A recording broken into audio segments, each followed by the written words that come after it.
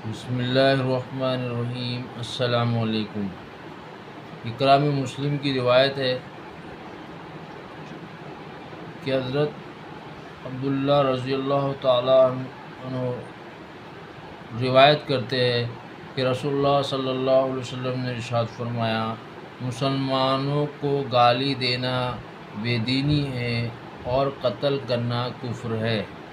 فائدہ: جو مسلمان کسی مسلمان کو قتل کرتا ہے وہ اپنے اسلام کے کامل ہونے کی نفی کرتا ہے، اور ممکن ہے قتل کرنا کفر پر مرنے کا سبب بھی بن جائے۔